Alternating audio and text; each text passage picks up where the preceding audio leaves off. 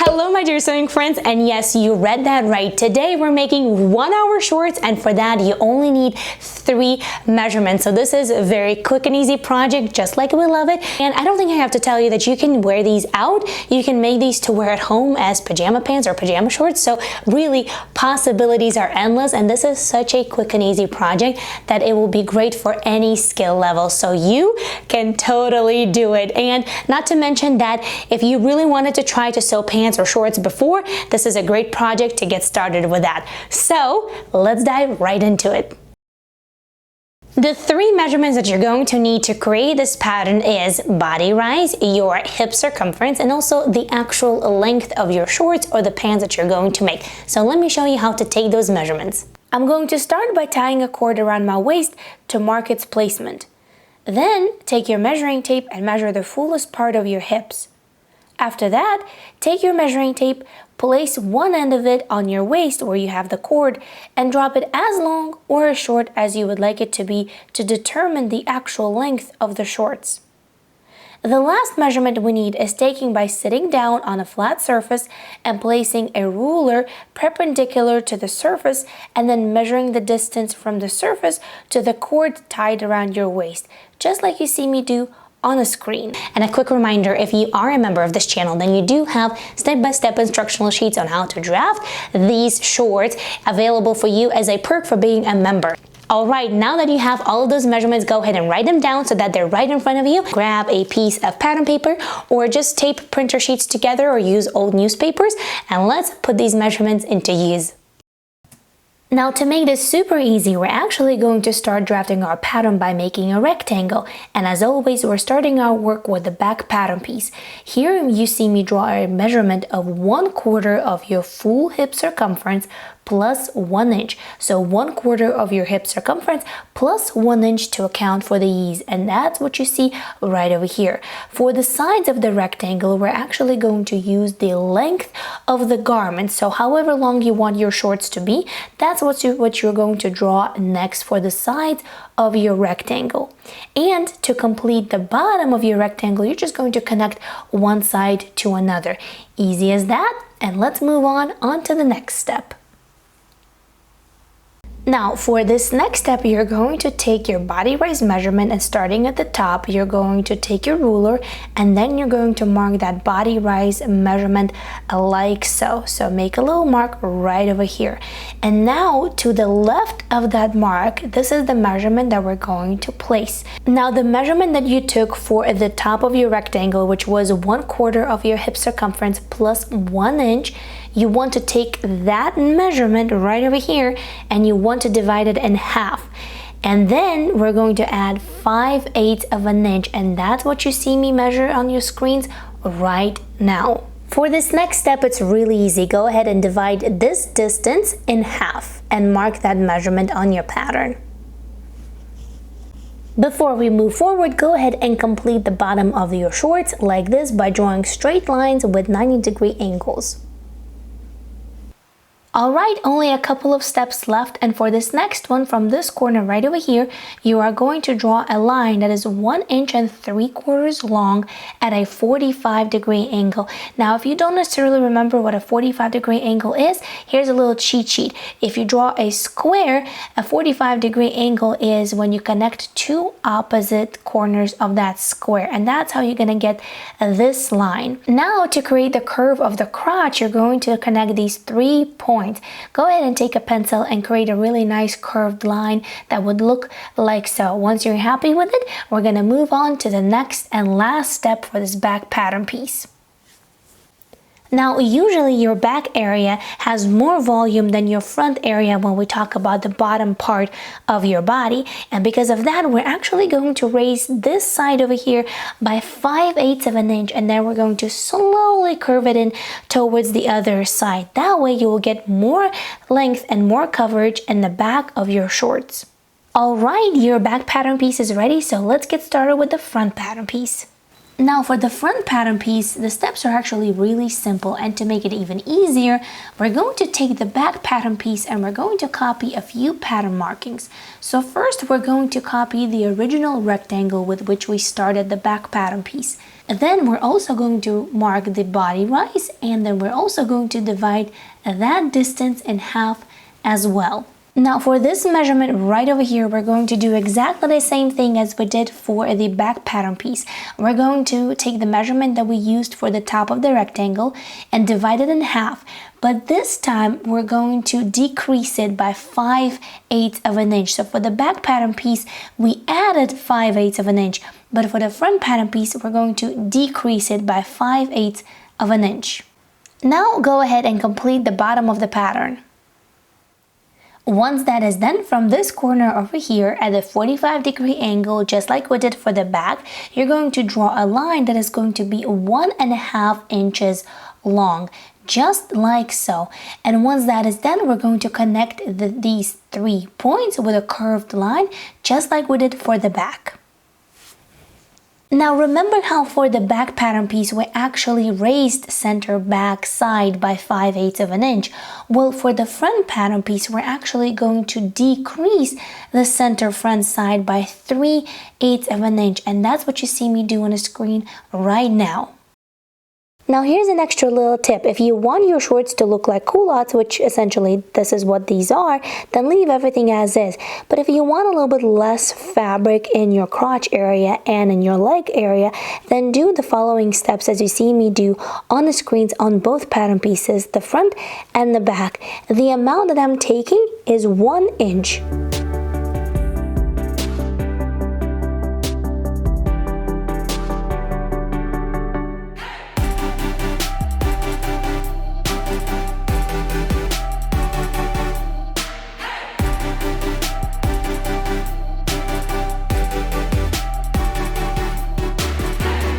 Now about the fabric, and that's why I really love this pattern. You can use a variety of fabrics for this project, from woven fabrics that have no stretch to them, because we did account for some ease in this pattern, so that way it's just nice and easy to wear these shorts and you can pull them over your hips, to fabrics with stretch for more comfortable wear, let's say at home or for the pajamas. So really the choice is yours. I would go for something that drapes nicely and is really soft to touch, so that way it doesn't look too stiff, but cotton will do as well, or flannel, why not? And for the shorts, you can get away with using as little as ½ a yard, of course, depending on the actual length of your garment and your size. And you can even use your fabric scraps, so it is a win-win all around. Now to start putting it all together, you actually have two options. The simplest and the quickest one would be to actually cut your front and back pattern piece as one, avoiding the side seam at all. And here's how that looks on this blue fabric that I made for you, just as a quick example.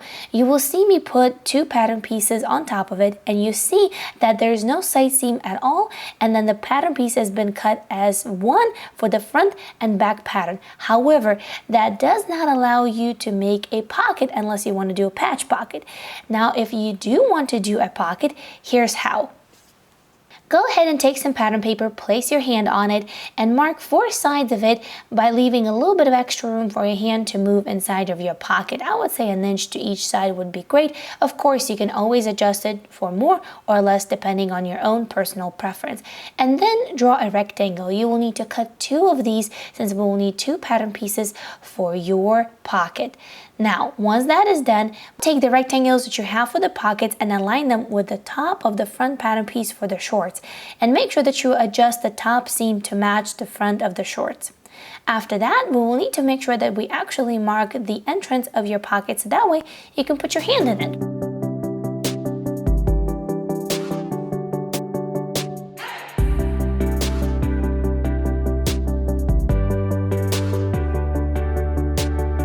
Once you have approximately determined where that would be, go ahead and draw a really nice curved line. You will need to make sure that that line is the same on one of the pieces of the pockets and on the front piece of the short pattern as well. If you'd like, you can also curve in this little corner over here as well for easier assembly later on.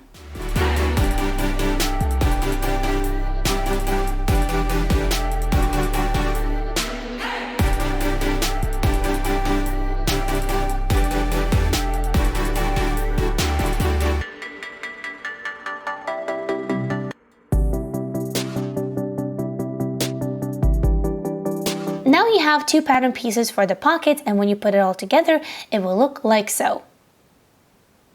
Now, once you get to cut your fabric, please remember that all of the patterns that I do on my channel, I do without seam allowances. Therefore, I add seam allowances as I go when I cut my fabric, and usually that is either 1/4 of an inch or 3/8 of an inch seam allowance. Now, you can add whatever seam allowance you would like or prefer, as you see me do on a screen right over here. Now you will need to cut 2 front pattern pieces and 2 back pattern pieces for your shorts. You will also need to cut 2 of each of the pocket pieces and a waistband as well, but we will get to that in just a few moments. Now a quick little tip over here, if you're working with a small piece of fabric, if you place your pattern pieces like this, facing each other, then this little area over here should give you enough fabric to be able to cut your pocket bags. Alright, let's start by putting it all together with the front pattern of your shorts and pockets, and throughout the whole tutorial we're going to be using the same technique over and over again. You will sew your seams by using a straight stitch first, and then you will finish the seam allowance by using your preferred method. I will be using a serger, but you can also finish the edges of your fabric with a zigzag stitch, an overcast stitch, or any other of your preferred methods. Go ahead and align your pocket bag with your front pattern piece of the shorts with right sides together. Once done, put it in place and then stitch it together with the method I've just described. Once done, if your fabric allows it, give it a really good press, and after that, laying it flat, your pocket bag and the front pattern of your shorts with seam allowances facing towards your pocket bag, we will understitch really closely to the edge like so. And you can see the finished understitching right over here. That will ensure that your pocket bag doesn't decide to roll out as you're putting your hands inside and outside of your pockets. Now go ahead and take your other pocket bag, and by placing it right sides together like so, you will pin it in place and then you will sew it with the same method as we did before. When everything is ready, your front pattern piece is going to look like this, and you will repeat the same steps for the right side and for the left side of your front pattern pieces. Now, if you would like, you can also base stitch the top of your shorts to make sure that the pocket stays in place together with the front pattern piece as you continue to work through this sewing. Now go ahead and take your back pattern piece and aligning the side seams, place it right sides together with your front pattern piece, pin it in place and then sew it. Alrighty, and now that the side seam is done, we will sew the leg seams as well. Place them together like this, right sides together, pin them in place, and then you will stitch from one edge to the other. Now once you have both sides of your shorts done and ready, your right side and your left side, it is time to stitch the crotch seam. And the easiest way to do that for the shorts particularly that I find is to start by aligning the inner leg seams. And I do it first, and then you will pin it together all the way up to the center front and then all the way up to the center back seam as well. Now here's a little tip. To avoid bulk in your crotch seam area and to make sure that the seam aligns really perfectly, if you place both of your seam allowances in 2 different directions, that will minimize the bulk and will ensure that your sewing machine can actually go through it nicely and it doesn't move the fabric as you sew. Therefore, your seam aligns perfectly like this. You can also use this method on a variety of other seams where you want to minimize the bulk and make sure that your seams align perfectly. To draft your waistband, it's really easy since the waistband is just a really long rectangle. You will take your front pattern piece and your back pattern piece and you will lay them like so. You will take your measuring tape and you will measure from one side to the other. And then you will take twice that length. Remember, you will also need to account for seam allowances as well.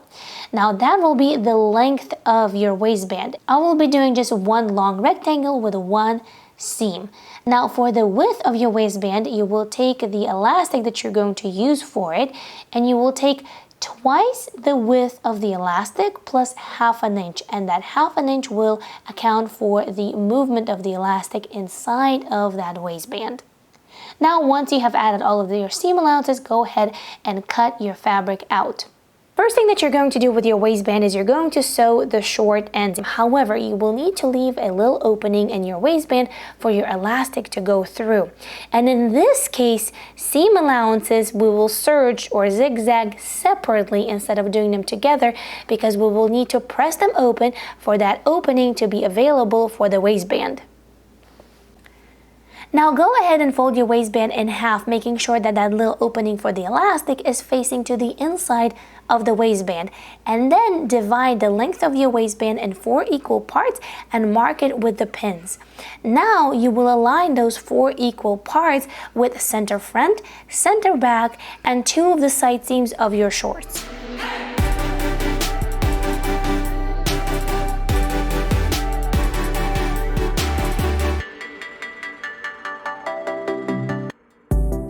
Once everything is pinned and aligned, go ahead and sew your waistband and your shorts, attaching them together. Once your waistband is attached to the top of your shorts, grab your elastic. Now this is the way I do it, but you can do it whichever way you prefer. And first, I cut the length of my elastic exactly to my waist measurement or my hip measurement, whatever is the case where the elastic is going to sit at. In this case, my waist measurement. Then I put the elastic through the waistband and secure the ends with basting stitch, just with thread and sewing needle. Then I put it on myself and I determine by how much do I need to reduce the length of my elastic, because every elastic stretch is a little bit different. Some might be a little softer, some might be a little harder. Once I have that determined, I will cut away the excess from my elastic, overlap the ends, and then zigzag a few times over that spot, so that way I know that my elastic now is secured in the round. Now, how to create these gathers that you see on my waistband. First, you will finish up that little opening that you used to put the elastic through. And then you will place your waistband underneath the presser foot, making sure that the edge of the presser foot lines up with the edge of the waistband. Then lower your presser foot, lower your needle, and this is what you're going to do next. You're actually going to stretch your waistband flat so that the waistband is flat and the fabric is flat without any gathers. And then you're going to sew with a straight stitch all the way around waistband, continuing to stretch it flat. Once you let it go, it will create these gathers. The stitches won't pop and you will have that beautiful effect on your waistband. To create the second, the third, and the fourth row, you're going to do exactly the same, only this time you're going to align the edge of your presser foot with the previous stitch, and you're going to do exactly the same steps over and over again. The last thing that is left to do for your shorts before you can actually wear them out is to hem them. And this is really straightforward, really easy. Whatever hem allowance that you left for your shorts, you will fold it over either once or twice depending on the result and on the technique that you're choosing for your hem, and then you will stitch on top of it. Now there are various ways how to achieve different results depending on what project you're doing, whether it's a top, a skirt, shorts, pants, or whatever else. Now if you're still not sure how to do it, you can go ahead and take a look through my older videos and see how I do it in different projects, but I will have a video coming up in a couple of days detailing how I do this or that hem on different garments, so definitely stick around for that.